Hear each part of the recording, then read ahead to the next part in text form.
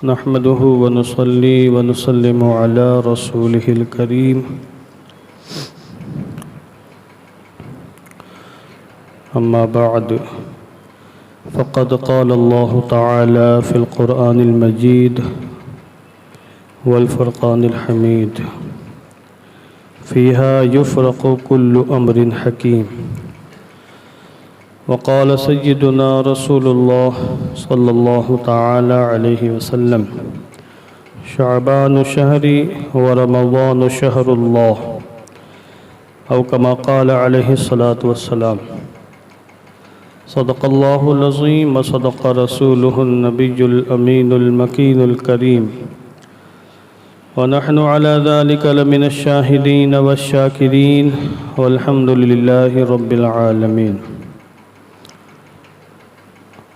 آئیے انتہائی عقیدت و احترام کے ساتھ اپنی اور ساری کائنات کے مرکز عقیدت حضور رحمت عالم جان عالم فخر بنی آدم سید الانبیاء والمرسلین ارواحنا فداہ جناب محمد الرسول اللہ صلی اللہ تعالی علیہ وسلم کی مقدس بارگاہ میں درود و سلام کا ہدیہ محبت پیش فرما لیں. اللہم صلی علی سیدنا شفیعنا حبیبنا مولانا محمد معدن الجود والکرم منبع العلم والحلم والحکم وآلہ وصحبہ وبارک وسلم. اللہ تبارک و تعالی کے فضل و کرم سے آج ہم نماز جمعہ کی ادائیگی کے لیے اس کی بارگاہ میں حاضر ہیں. اللہ عز و جل ہم سب کی حاضری قبول فرمائے. نماز میں ہو جانے والی کوتاہیوں کو معاف فرمائے. ہم سب کو نماز کی خیرات سے، نماز کی برکتوں سے مالا مال فرمائے. اللہ رب العزت نے ہمیں بے شمار نعمتیں عطا فرمائی ہیں. ماہ شعبان المعظم بھی اس کی ایک عظیم نعمت ہے. آج اس ماہ مبارک کی 12 تاریخ ہے اور 2 دن کے بعد 15ویں شعبان المعظم تشریف لانے والی ہے، جو انتہائی مبارک اور انتہائی مقدس رات ہے. یہ شعبان معظم اتنا عظیم مہینہ ہے کہ اگر ہم اس ماہ مبارک میں تھوڑا سا ہوش کے ناخن لے لیں اور غفلتوں کی چادر تار تار کر دیں تو ہم اس ماہ مبارک میں اللہ کی مغفرت کے حقدار ہو سکتے ہیں، بے شمار رحمتوں سے اور سعادتوں سے مالا مال ہو سکتے ہیں. گویا کہ یہ جو ماہ مبارک ہے یہ ماہ استقبال رمضان ہے، رمضان کے استقبال کا مہینہ. اور اس سے پہلے ماہ رجب ہے، یہ بھی عظیم مہینہ ہے. اس کی بعد ماہ رمضان ہے، یہ بھی عظیم الشان مہینہ ہے. بیچ میں شعبان المعظم ہے. احادیث کریمہ میں آیا ہے کہ آقا کریم علیہ السلام ماہ شعبان المعظم میں اللہ کی عبادت و بندگی کا بہت اہتمام فرمایا کرتے تھے، کثرت کے ساتھ روزے رکھا کرتے تھے. یہاں تک کہ روایتوں میں آیا کہ رمضان کے علاوہ سب سے زیادہ روزے حضور اسی ماہ مبارک کے رکھا کرتے تھے، بلکہ بعض روایتوں میں آیا کہ پورے ماہ کی روزے رکھا کرتے تھے.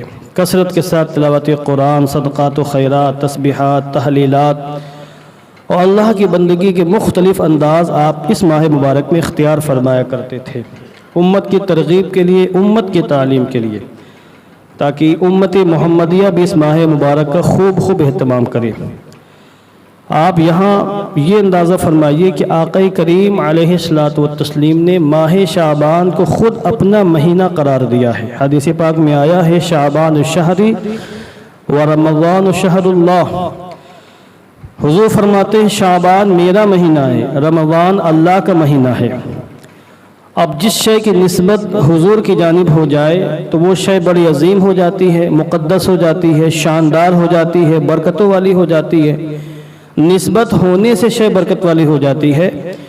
اور یہاں معاملہ یہ ہے کہ شعبان کی نسبت ہوئی نہیں، خود حضور نے کی ہے، اور خود حضور نے اپنی زبان اقدس سے فرمایا کہ یہ مہینہ میرا مہینہ ہے۔ تو اس سے آپ اس ماہ مبارک کی عظمتوں کا اندازہ لگا سکتے ہیں، اور اس بات کا بھی آپ اندازہ لگا سکتے ہیں کہ حضور کو اس ماہ مبارک سے کتنی محبت تھی، کتنا پیار تھا۔ ایک عظیم الشان مہمان ہمارے درمیان آنے والا ہے، ہمیں اس کے استقبال کی تیاری کرنی ہے۔ آپ اس کو تھوڑا سا یوں سوچیں کہ آپ کے پاس آپ کے گھر پر کوئی ایسا مہمان آنے والا ہو جس سے آپ محبت کرتے ہوں، اور آپ کو یہ پتا ہو کہ یہ جو مہمان ہے کوئی معمولی مہمان نہیں، بڑا عظیم مہمان ہے، بڑا زبردست مہمان ہے، بڑی خوبیوں والا مہمان ہے۔ آپ اس آنے والے مہمان کی عظمتوں کو جانتے ہیں، اس کے مقدس مقام کو جانتے ہیں، اس سے محبت بھی کرتے ہیں، سب کچھ کرتے ہیں، سارے معاملات ہیں۔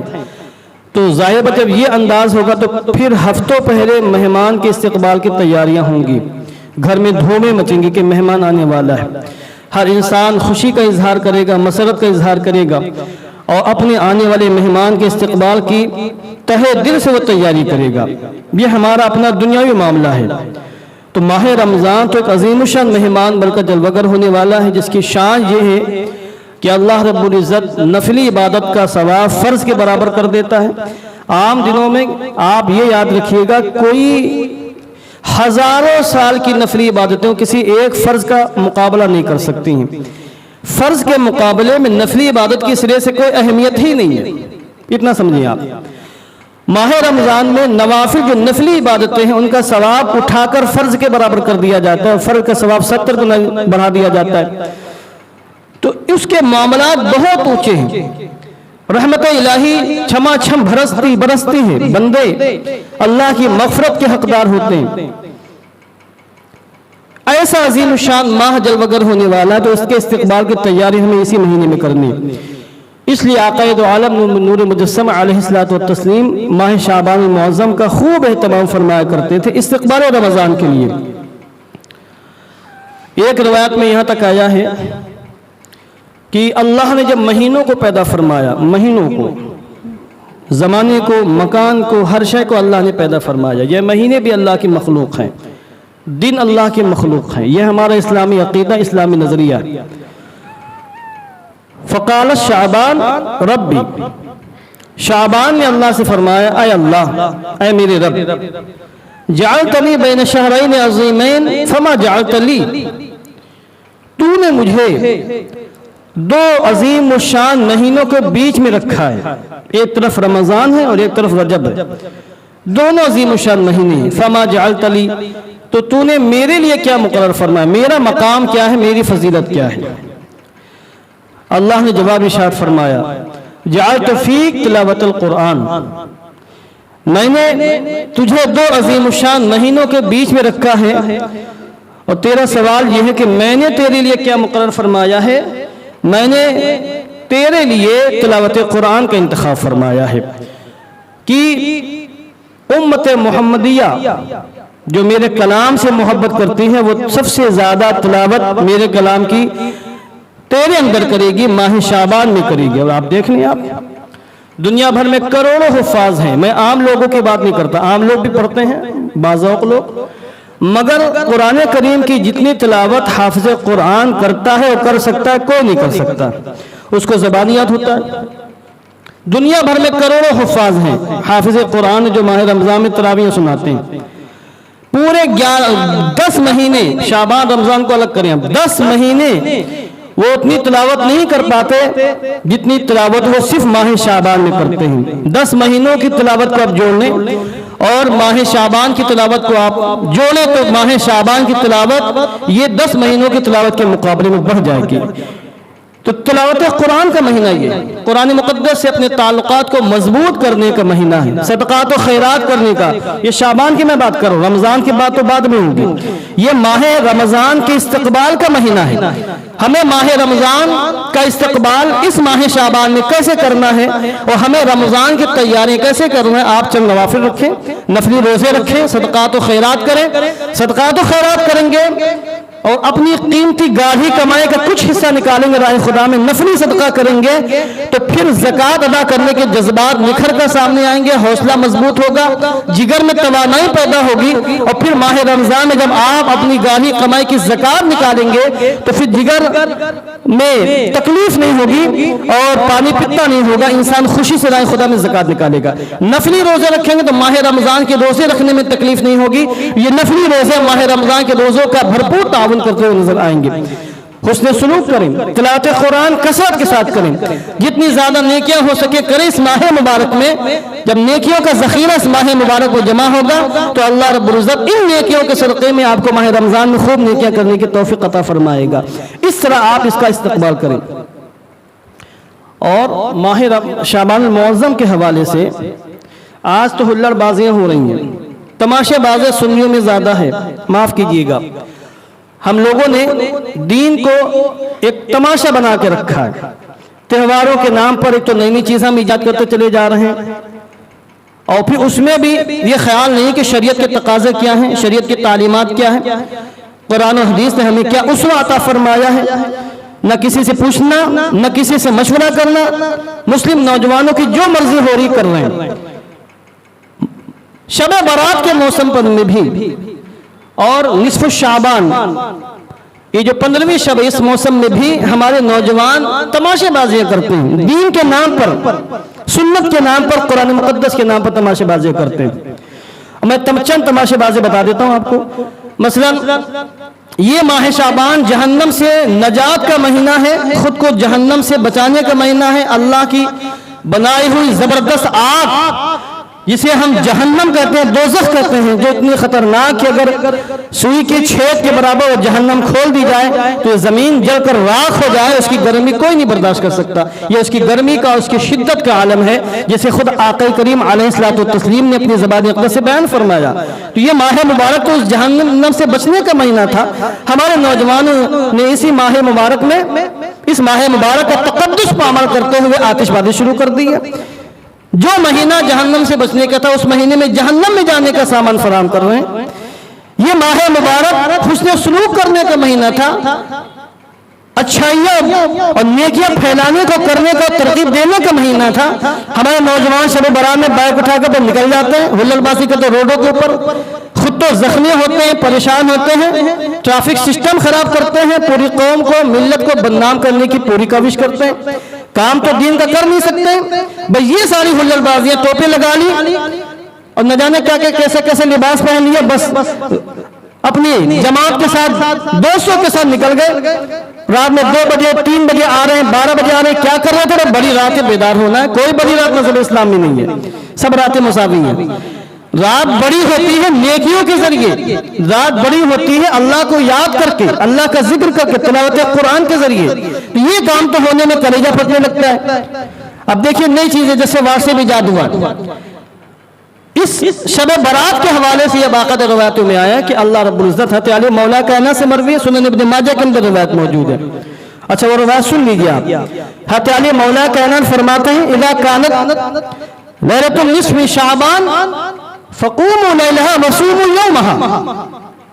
علی مولا کائنات فرماتے ہیں کہ حضور نے، آقا کریم علیہ الصلوۃ والتسلیم نے فرمایا ہے کہ جب ماہ شعبان معظم کی نصف کی شب آ جائے، یعنی شب برات آ جائے، 15ویں شعبان المعظم، تو رات میں جگ کر اللہ کی عبادت کرو اور دن میں روزہ رکھو، کیونکہ یہ وہ عظیم الشان شب ہے کہ اللہ رب العزت کی خاص تجلیاں پہلے آسمان پر نازل ہوتی ہیں، اور اللہ اپنے بندوں پر کرم فرماتے ہوئے ارشاد فرماتا ہے حل من مستغفر فاغفرہ، ہے کوئی مجھ سے معافی مانگنے والا کہ میں اس کو معاف کر دوں؟ حل من مسترزق فارزقہ، ہے کوئی مجھ سے رزق کا مطالبہ کرنے والا کہ میں اس کو رزق دے دوں؟ حل من مبتلا فعافیہ، ہے کوئی مصیبت زدہ پریشان حال کہ میں اس کو پریشانی سے، مصیبتوں سے نجات دے دوں؟ طلوع فجر تک اللہ کرم فرماتا ہے اور اس کی تجلیات خاصہ نازل ہوتی ہیں، اور وہ اپنی زبان قدرت سے اس طرح گویا کہ بندوں کے درمیان اعلان فرماتا ہے۔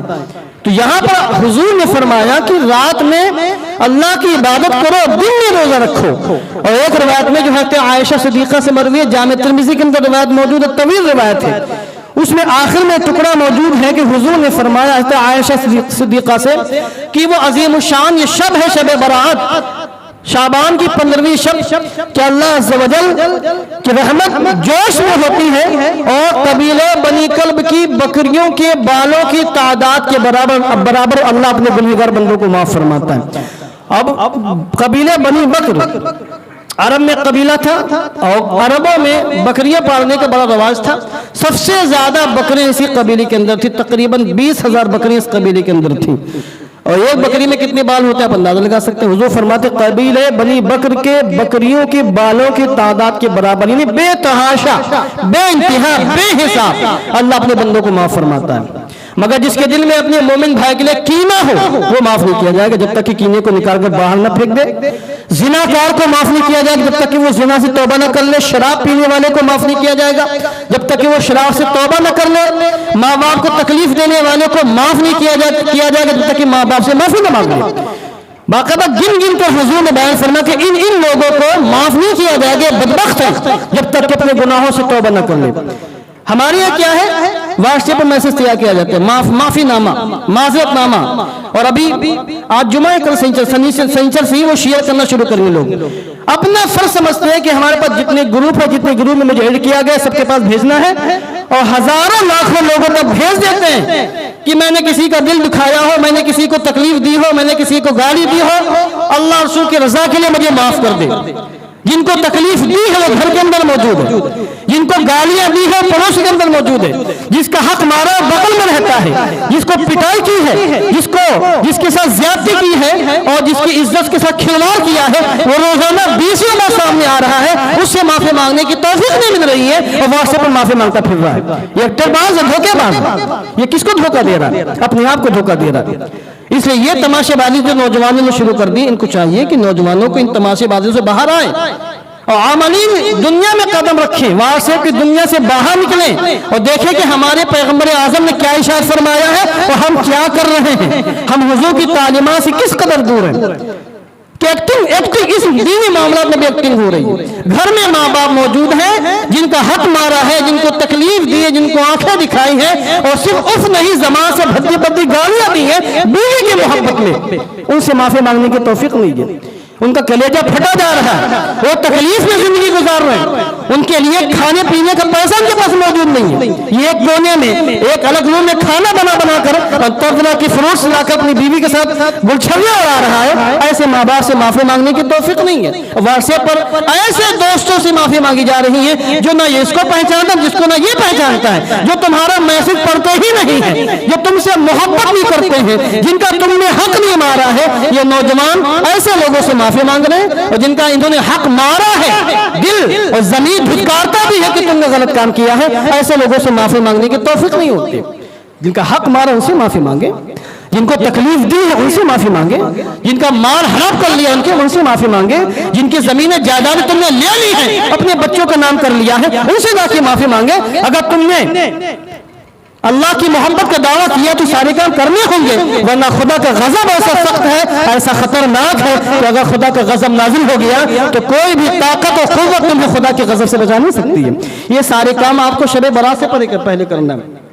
درود پاک پڑھیں. اللہم صلی علی سیدنا مولانا محمد مبارک وسلم. صلاۃ و سلام علیک یا رسول اللہ. صحابہ کرام اللہ والے چھوٹی چھوٹی چیزوں میں بھی حضور کی پیروی کرتے تھے، اور ہمارے آج کے نوجوان بھائی بوڑھے مشائخ بڑی بڑی باتوں میں بھی حضور کی پیروی نہیں کر پاتے. صحابہ کرام تو معاملہ ان کا یہ تھا، اور صحابہ کرام کے تربیت یافتہ تابعین نظام کی بالکل چھوٹی بات جنہیں ہم نظر انداز کر دیتے ہیں. مثلا حضرت عثمان غنی رضی اللہ تعالیٰ عنہ حضور کے داماد بھی ہیں، خلیفہ سوم بھی ہیں. ایک مرتبہ ایک مقام پر بیٹھے پانی لیا اور لوٹے سے وضو کرنا شروع کر دیا. وضو مکمل کیا. چند لوگ وہاں بیٹھے ہوئے تھے. آپ نے وضو کیا اور وضو کرنے پر مسکرانے لگے. کسی نے پوچھا حضور وضو فرمایا مسکرائے کیوں؟ آپ مسکرانے کی کوئی خاص وجہ نظر نہیں آئی. حضرت عثمان غنی نے فرمایا اصلا یہ وہ مقام ہے جہاں پر حضور نے وضو فرمایا تھا، تو حضور نے اس مقام پر وضو کیا۔ میں نے چاہا کہ تم کو دکھاؤ کہ پیغمبر اعظم کس انداز سے وضو کیا کرتے تھے، میں نے وضو اس مقام پر کیا ہے، اور جب حضور نے اس مقام پر وضو کیا تھا تو وضو کرنے بعد حضور مسکرانے لگے تھے۔ یہ جو میں مسکرایا ہوں صرف حضور کی اطاعت و پیروی میں، باقی کوئی اور وجہ مسکرانے کی نہیں ہے، بس حضور کی اطاعت مقصود ہے، یعنی مسکرانے میں بھی حضور کی اطاعت کر رہے ہیں۔ عثمان غنی رضی اللہ تعالیٰ عنہ، حضرت علی مولا کائنات سواری پر سوار ہونے لگے اور پڑھا بسم اللہ الرحمن الرحیم، گھوڑے پر سوار ہو گئے، پھر پڑھا الحمدللہ الذی سخر لنا ھذا وما کنا لہ مقرنین وانا الی ربنا لمنقلبون، بلند آواز سے پڑھا۔ اس کے بعد الحمدللہ، اللہ اکبر اللہ اکبر اللہ اکبر 3 مرتبہ پڑھا۔ اس کے بعد کہا سبحانک اللہم رب اغفر لی انہ لا یغفر الذنوب الا انت فاغفر لی، یہ مکمل دعائیں مانگے، سب کو سنائے، پھر مسکرانے لگے۔ تو پوچھا لوگوں نے کہ حضور آپ یہ پوری دعا پڑھی، سنایا ہم کو، مسکرائے کو؟ کہ حضور سواری پر اسی آسان انداز سے بیٹھا کرتے تھے، اور جس طرح سواری پر بیٹھنے اور دعائیں پڑھنے کا طریقہ حضور نے ارشاد فرمایا ہے، میں نے چاہا کہ تم کو بتا دوں، اور پھر حضور نے مسکراہٹ سے ہمیں شاید کام بھی فرمایا تھا، یہ طریقہ بتانے پر حضور مسکرائے تھے، تو میں نے حضور کی اطاعت کی، حضور کی پیروی کی ہے۔ جب چھوٹے چھوٹے معاملات میں صحابہ کرام حضور کے طریقے کو چھوڑنا پسند نہیں فرماتے تھے، تو جو بڑے بڑے معاملات تھے، آپ سوچ سکتے کہ صحابہ کرام کس انداز میں آقا کریم کی پیروی فرمایا کرتے ہوں گے۔ ہم سعادت دارین چاہتے ہیں تو ہمیں بھی چاہیے کہ ہم طریقے صحابہ پر آ جائیں اور صحابہ کرام کے طریقے کو قبول کر لیں۔ صحابہ کرام نے آقا کریم علیہ الصلوۃ والتسلیم کا جو اسوہ ہمارے سامنے رکھا ہے، ہمیں چاہے اس اسوے کو ہم مکمل طریقے سے اختیار کرنے کی کوشش کریں، تب جا کے ہمیں شب برات کی برکتیں مل سکتی ہیں۔ ہم آسانی میں سب کچھ چاہتے ہیں، محنت نہیں کرنا چاہتے۔ ابھی دیکھیے گا اتوار کو جب مغرب کی نماز ہوگی، پوری مسجد جہاں اوپر نیچے دائیں بائیں، صرف سبحانی مسجد کی بات نہیں کر رہا ہوں، بمبئی میں نہیں، بمبئی کے باہر مہاراشٹر میں جہاں کہیں بھی سنی مسلمان رہتے ہیں، پوری مسجدیں آباد ہو جائیں گی، اور وہ چاہیں گے بس 6 رکعت نماز پڑھ لیں اور بس ساری مشقتیں، ساری تکلیفیں دور ہو جائیں، 2 رکعت نماز پڑھیں گے تاکہ خاتمہ خیر پر ہو۔ 2 رکعت نماز پڑھنے سے خاتمہ خیر پر ہو جائے گا؟ یہ بات آپ کے عقل میں آنے والی ہے؟ زندگی پر کوئی انسان فراڈ کرے، حرام کاری، بدعملی کرتا رہے، قرآن مقدس کی مخالفت کرتا رہے، فجر میں ٹانگ پھیلا کے سوتا رہے، جمعے میں 2 رکعت نماز پڑھ کے بھاگ جائے، فجر میں بیدار ہونے میں کلیجہ پھٹنے لگے، کبھی بھی وہ فراز واجبہ میں عمل نہ کر رہا ہو، اور 2 رکعت نماز پڑھنے سے خاتمہ بالخیر ہو جائے گا؟ یہ دھوکہ ہے جو شیطان نے دیا۔ 2 رکعت نماز پڑھ لیں گے، ساری مصیبتیں ختم ہو جائیں گی۔ کیسے مصیبتیں ختم ہو جائیں گے بتائیں میں آپ نے گریباں میں کبھی جھانکا ہے کہ آپ نے اپنی زبان سے کتنے لوگوں کو گالیاں دی، تکلیف دی ہے، اپنے ہاتھوں سے کتنے لوگوں کو ذلیل کیا ہے، کتنے لوگوں کا مال ہڑپ کیا ہے، اور 2 رکعت نماز پڑھنے ساری مصیبتیں ختم ہو جائیں گی؟ یہ شیطان کے دھوکے ہیں جو دیے جا رہے ہیں۔ لہٰذا ان تمام چیزوں سے باہر آنا چاہیے۔ بلا شبہ ہمارے اولیاء نے، مشائخ اعظام نے طریقے بتائے ہیں کہ 6 رکعت نماز پڑھنے سے یہ فائدہ ہوتا ہے، وہ فائدہ ان کو ملا ہے، مگر انہوں نے شریعت پر عمل بھی کیا ہے۔ یہاں شریعت کو پش ڈال دی گئی ہے، قرآن مقدس کی تعلیمات کو بالکل گویا کہ اپنے عمل سے ٹھوکر سے اڑا دیا گیا ہے۔ اب یہ سوچتے ہیں کہ ہم سال بھر میں 1 مرتبہ مسجد میں آ کر 6 رکعت نماز پڑھ لیں گے تو بالکل فرشتہ صفت ہو جائیں گے، گناہوں سے بالکل دودھ کی طرح سفید اور صاف ستھرے ہو جائیں گے۔ تو یہ شیطان کے دھوکے دیے جا رہے ہیں۔